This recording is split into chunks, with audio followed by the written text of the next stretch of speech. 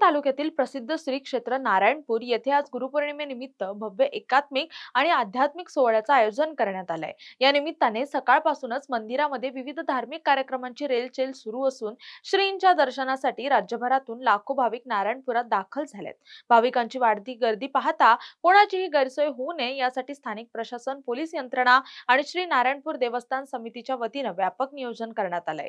यामध्ये पिण्याचं पाणी, आरोग्य सेवा, वाहतूक नियंत्रण, विद्युत व्यवस्था आणि स्वच्छतेचा सविस्तर आढावा घेऊन चोख व्यवस्था करण्यात आली आहे। विशेष म्हणजे सासवड नगरपालिकेकडून अग्निशमन दल, पिण्याच्या पाण्याचे टँकर, मोबाईल शौचालय आणि फॉगिंग यंत्रणेची विशेष सुविधा करण्यात आली आहे। या संपूर्ण नियोजनाबद्दल आणि गुरुपौर्णिमेच्या उत्साहाबद्दल काय म्हणाले देवस्थानचे ट्रस्टी नाना काटे आणि सरपंच प्रदीप बोरकर, पाहूया।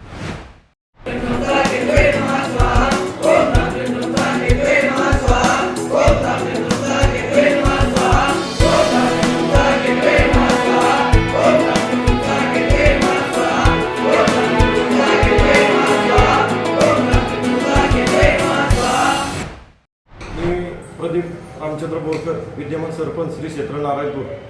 आज या ठिकाणी श्रद्धा विश्वास भाव म्हणजे श्री क्षेत्र नारायणपूर या गुरुपौर्णिमेनिमित्त संपूर्ण महाराष्ट्रातून नव्हे तर संपूर्ण महाराष्ट्राच्या बाहेरही सुद्धा भरपूर लोक येत आहेत।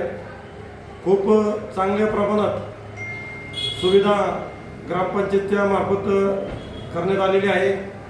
शासनाची पण सासवड नगरपालिका असेल, पंचायत समिती असेल, प्राण मॅडम असतील, तहसीलदार साहेब असतील, यांनी सर्वांनी अतिशय चांगल्या प्रकारे, PWD असेल, सर्वांनी काम अतिशय चांगल्या प्रकारे केलेले आहे। या गुरुपौर्णिमेनिमित्त विश्वचैतन्य सद्गुरू अण्णा महाराज यांच्या कृपाशीर्वादाने हा सोहळा संपन्न होत आहे व या सोहळ्याचे प्रमुख टेंबे स्वामी महाराज हेही आहेत। यांच्या मार्गदर्शनाखाली सर्व व्यवस्था करण्यात येत आहे व या गावचे तंटमुक्ती अध्यक्ष भरतनाथ क्षीरसागर, व्यवस्थापक श्री क्षेत्र नारायणपूर यांचंही खूप मोलाचं सहकार्य आहे। धन्यवाद।